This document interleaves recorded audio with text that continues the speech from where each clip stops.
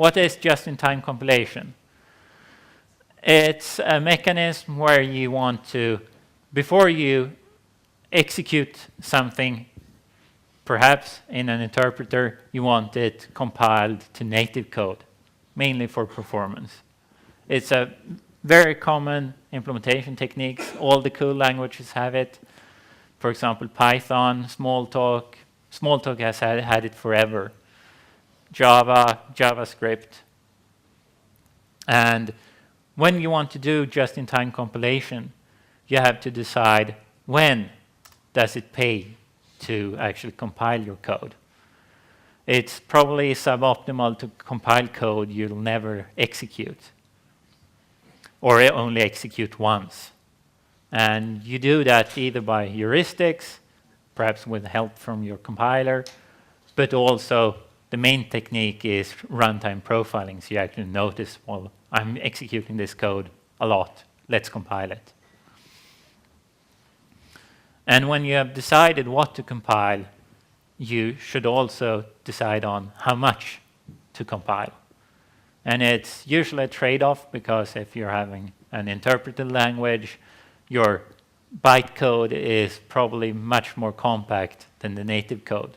So you don't want to compile everything, because then you'll probably run out of memory. And the scope you do this on is typically either you decide to compile a complete module, either you compile just a method or a function, or the minimal version is that you just compile the current execution trace you have discovered that is a hot piece of code. And the tracing strategy is what we've decided to use in BeamJIT. Tracing means that we use fairly lightweight profiling to discover when we are executing a code path that frequently.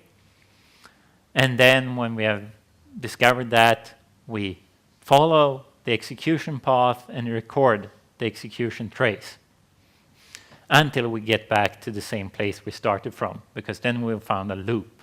And it's probably a good idea to natively compile a loop. And some assumptions for tracing is that when you trace, you're probably in that execution trace that is the one that's frequently used. So it's the most common one. And if you do happen to select the wrong trace, then your trace probably becomes too long, and then you'll just abort the tracing and go back to interpreting your code. But if we get back to our starting place, then just compile it. So that was the quickie 3-minute version of just-in-time compilation, the background. So why would we want this for Erlang? We already have hype.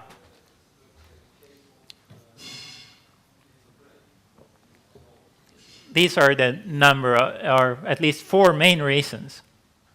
Hype doesn't give us cross-module optimization, which a tracing JIT will do more or less automatically. We'll also save memory, because if we're just using a single hot path through our code, we'll only compile that to native code. And also, if we decide to enable tracing in our running system, we can just do that. We don't have to switch completely from native code, hype compiled code, to the interpreter. If we are lucky and our JIT works as it's designed to do, we might even compile parts of the tracing. Also, a big win is when we're deploying our systems. There is no need for cross-compilation. For example, if you develop an x86 and you want to deploy on ARM, you don't have to have a cross-compiling beam that runs on your x86 machine and produces binaries for ARM. Also, the binaries we produce are no longer strongly connected to the actual emulator, the precise compiled version of the emulator you're using. So if you fix a bug which changes some data structures in the Beam emulator, you won't have to recompile all of your code just because the hype code is so strongly connected to it. So I hope that satisfies at least some of Kosti's objections. So the next part is the Beam emulator, so you know what I started with to implement the JIT compiler. Beam, that's the name of the current Erlang VM. It's a register machine. It has roughly 150 instructions, which during load time are peephole optimized to macro instructions using a small optimizer thing. So, and then you have around 450 instructions. And as I think Joe said this morning, there is no formal specification or no authoritative description, or was it Kenneth?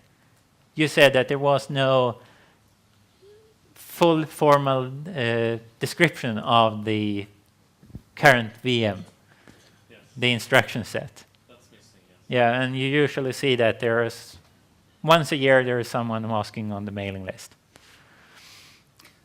for such an description, which is kind of a drawback if you want to do a JIT. You're not really sure what you're trying to integrate with or emulate. And also a key thing about, at least from my point of view, is that the Beam implementation uses something called a directly threaded interpreter, meaning that if you look at the main loop of the interpreter, you have something looking like this. You have an instruction pointer. You have that points to code memory, and opcodes are implemented by blocks of code with a label at the start. It does something. It updates your program counter, and then it just dispatches, looks up the current PC, gets an address which points to another opcode. So that's the mechanism you're using to actually advance through your code. Well, why that is important, I'll come to later on during this talk. So now over to the Beam JIT prototype. Well, what is the goal of this JIT compiler, at least from my point of view? And what should steer my implementation of the JIT compiler? Well, my goals were that I want to do as little manual work as possible. I'm lazy. I want to preserve the semantics of plain ordinary Beam. And I also want to stay automatically in sync with the standard Beam implementation. So I don't want, if a bug is fixed or if a new instruction is added to the Beam interpreter, I don't want to have to do any manual work. I just should have to do make, and everything should build. And we should now support that new instruction or have that bug fix in our JIT compiler. And I also want a native code generator that is state-of-the-art. So how do I swing this? Well, my plan, we didn't have any exact and correct description on the virtual machine. So what do we have? We have the source. Of course, we parse the source, extract the semantics from that. That works. And we use that parsed source to actually transform.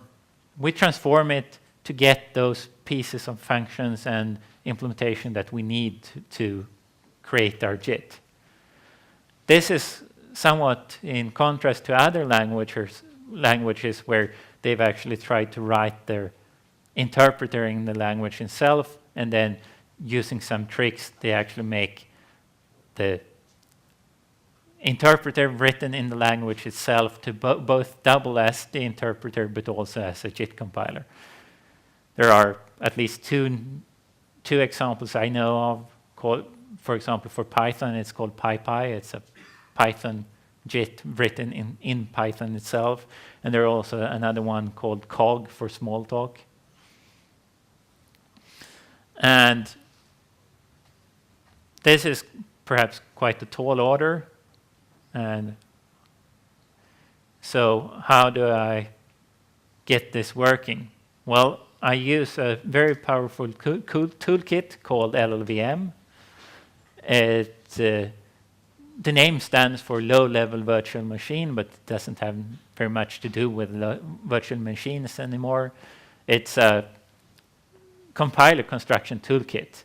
It contains a lot of optimizations, native code generators, and other toolchain technologies. It uses internally an abstract form of assembler, target independent, called LLR. IR stands for intermediate representation. LLVM also comes with a front end for C-style languages called Clang. And that compiler, it parses C, C++, Objective-C, and perhaps something else. I don't remember right now. And it produces as output LLVM IR. So combining Clang with LLVM, you get a full C compiler. Clang is also wrapped up in a C library called lib. It's originally intended for doing refactoring, but you can also use it to just extract the abstract syntax tree of your parsed C functions or C modules, and then traverse it and transform it as if in which way you want. So if we get back to the problem at hand, the JIT for Beam, what do we need? Well, we need a way to profile our code. We want to find out where the hotspots are. We want a way to represent the emulator source code so we can actually generate the functional parts that we need. We want a way to trace execution. We want a way to, when we have traced an execution path, to convert it into native code. And we also want a way to share emulator state between the interpreter and our native code. All this without slowing down the emulator too much. And profiling is actually the easiest way to implement. You just ask the compiler to help you. So you let the compiler insert profiling instructions at the head of loops. And remember, this is Erlang. The head of a loop is always the head of a function. So just have your compiler insert a special profiling instruction at top of each loop. So if you look at this example here, you have on the right or your left, you have a small loop, which when we compile it to Beam code, we get this thing on the right. And you can see here that the head of the function, we've added a small JIT profile instruction. That instruction, whoops.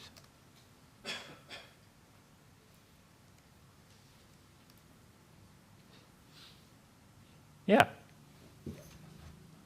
Jumped ahead. So when at load time, we associate each instance of this profiling instruction with a counter. And each time we pass through it, we increment that counter. And when that counter exceeds a threshold, we say that, hey, this is probably something hot. Now we want to trace it. So if we switch to this example again, we see that you have this profiling instruction, and the first instruction we execute after that is a test. We check that is register x0 equals to 0. In that case, we fall through. Otherwise, we jump to label F3 down here. And during the rest of this talk, I'm going to just go deeper into this test instruction. I'm not going to go through the whole complete trace. And that instruction, it looks pretty generic, but during loading, it's actually translated to a more specific version of a test. It's actually implemented by this.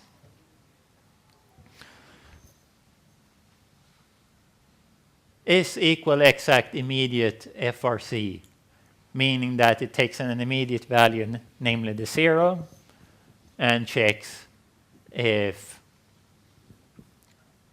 register x0, does it equal the constant that is inside our code? I is the instruction pointer.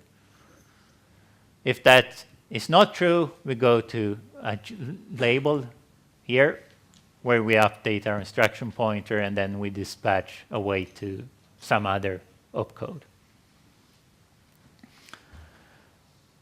And this is actually somewhat compressed source code. That's what you get when you compile the VM emulator, when you run it through the preprocessor. And this is the semantics of this instruction, and this is what I have to work with. To simplify my further work, I process it a bit. So I use libclang to parse the C file, and then I traverse the abstract syntax tree, and I simplify it a bit. So you can see, if we had this beforehand, I have lifted out local variables. For example, this one next, I moved it out to the top scope. I have removed all fall-throughs. So I have an explicit goto. I remove all loops. There's no example on this slide. And replace them by just simple conditionals and gotos. I turn my the reasonably structured C implementation into a spaghetti of just labels and gotos. It's pretty evil. But it turns out that is more or less the control flow graph of the complete emulator. And when I have this control flow graph, I also do liveness analysis on all these lifted out variables. And I'm going to tell you what I use that for later on. When I have it in this form, it's pretty easy to implement tracing. As if we look at each of these labels I've created and added here, each label actually corresponds to a basic block. So each label ends with a conditional or non-conditional control transfer to another basic block. And if we want to trace the execution flow, we just have our transformer. At the start of each basic block, we add code to actually record that we are here in our interpreter. So we save the instruction pointer, and we save the identity, which is just a magic number for this basic block. So you can see this basic block got that part. This one got the same. I've omitted the actual implementation here and here.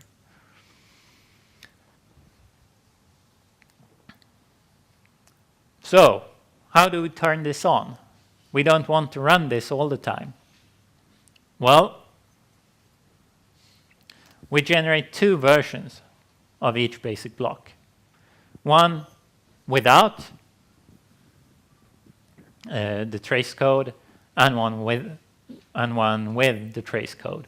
And we'll also, to be able to switch between these forms, we change our interpreter from our directed threaded code previously into indirectly threaded code, meaning that previously what we stored in our code memory was the address of the label implemented that opcode. Now we switch to something that's just an index into a table, and that table stores the address to the opcode, to the address to the label which is at the beginning of the code implementing the opcode. That means that if we want to switch from the tracing to the non-tracing version, we just have to update this ops pointer to select one of or the other. That seems, it actually adds an indirection, and that could be expensive, but it turns out that at least on modern CPUs, you don't see any impact on performance. Probably because this kinds of lookup is what every Java program does when you do a method call, and also virtual methods in C++. So processors are pretty good at optimizing this. So the part that remains about tracing then is, how do I represent traces? Currently, it's very naive. I just want to get it working first. Currently, I only handle one ongoing trace per process. Traces have a fixed maximum length, and I only support one ongoing tracing operation starting at a single profiling instruction. And that is a large field for further improvement later on. So now we know how to profile, we know how to trace, and now we want to get into generating native code.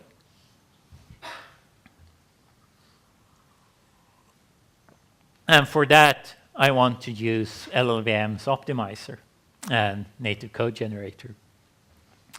But we have a small problem here. LLVM only understands LLVM IR. Our interpreter is written in C, and we have C parse trees. I don't want to implement the C compiler. But we have Clang. So let's generate small stub functions that allows us to get the corresponding IR code.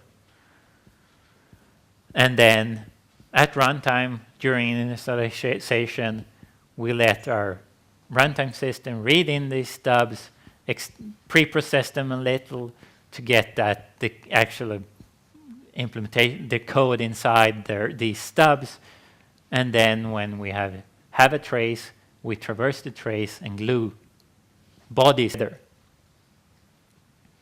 And then when we have a big function consisting of all these things, then just hand it over to LLVM for optimization and native code generation.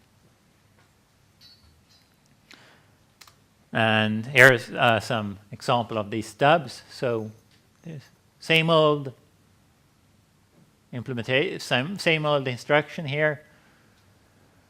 We convert now each block here into a function. So we have one function for each block, that one, and that one.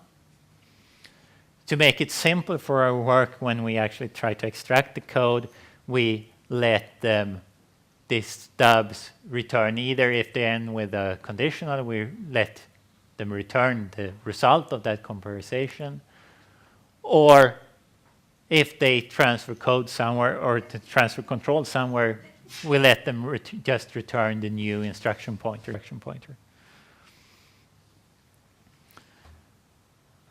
And when we glue these functions together, which corresponds to basic blocks in the interpreter, we have to make sure that we are still on the fast path, the path we traced.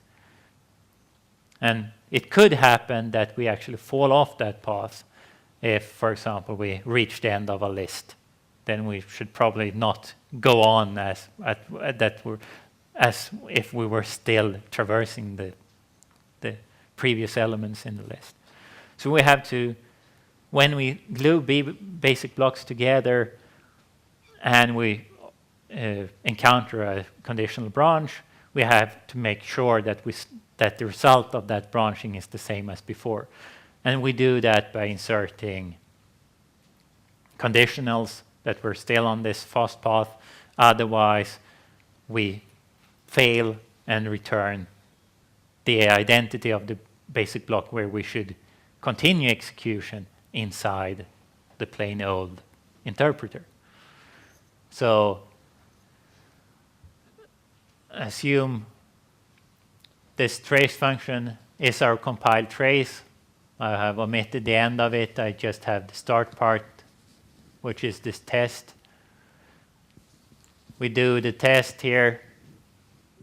Is it so that x0 will equal to this constant we get from code? Sorry. This means if that test is true, that means that we are no longer on the fast path, which means we should crash out of the native code and go on executing in the interpreter. And in that case, we just return the identity of the basic block where we should continue execution. I've shown this as C, but actually it's done on LLVM IR, but then no one would understand it. Now remember that this is a trace. It's code where we actually follow a previous execution. That means that we can optimize this pretty heavily by exploiting the fact that at each step in the trace, we know what our instruction pointer is. And if we, for example, at the start of each basic block, insert an assignment to our instruction pointer to a constant, which we get from our trace, then the constant propagation inside LLVM can propagate that.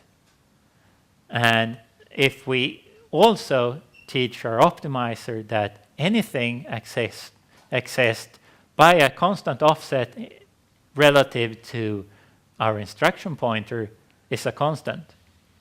It is, because that's code. We haven't changed the code. Means that means that we have a great amount of optimization we could do. So if we look at this example, you see there are a lot of stuff we are accessing relatively the code pointer. But if it turns out that I is constant and also the stuff I points to is constant, we can reduce all this stuff to just a single test. Is x0 equal to 0? That's all we need to know. And that's pretty optimal. That's very close to what we actually need to do. That means that there is only one step left, namely how, when we have compiled this to native code,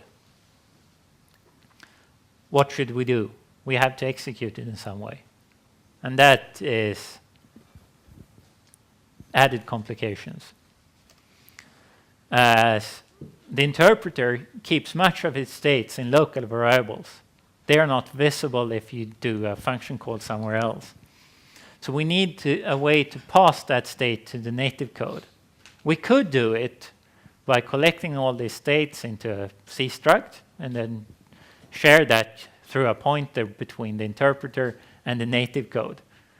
That turns out it's not very efficient, as it turns out that the compiler tends to introduce too many redundant stores into that structure, even if it's a value that's no longer alive and no one cares about. And it really hits us hard on list processing. Then we have almost an overhead of 200% or so. So that's not a good solution.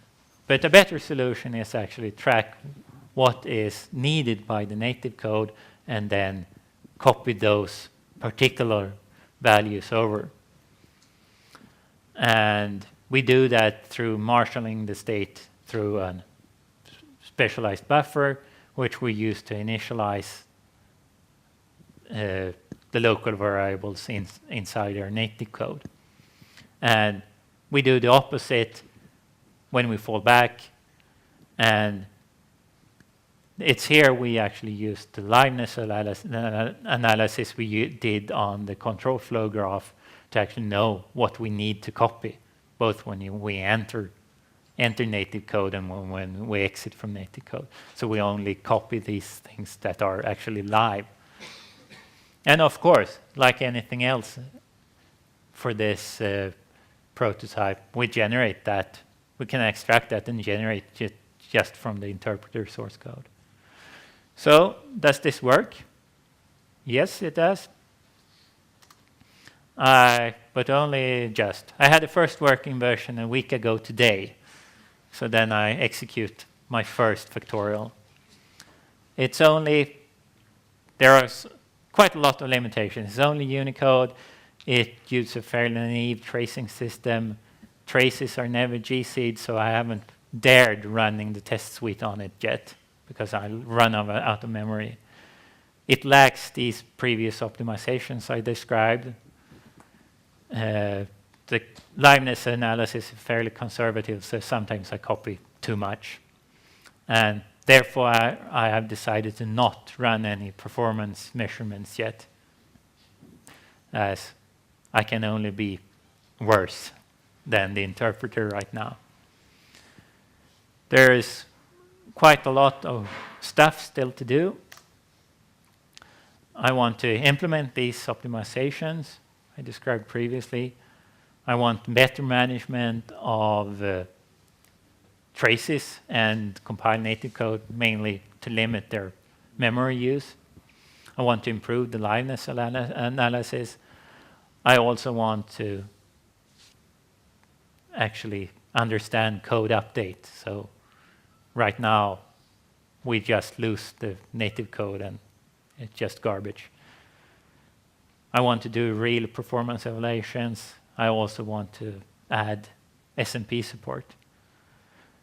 And all of this has also only concerned itself with inside the body of the main interpreter loop. I could use the same method to actually get into and inside BIFs. So it should be in the same way possible to optimize, for example, big num math and things like that inside BIFs. It's a fairly straightforward extension. So that was that. But before going for questions, I'd like to thank Ericsson for financing me, to allowing me to actually do such a cool hack on my day job. And also I want to thank Jonas Sjöberg for the title of this talk. So, questions?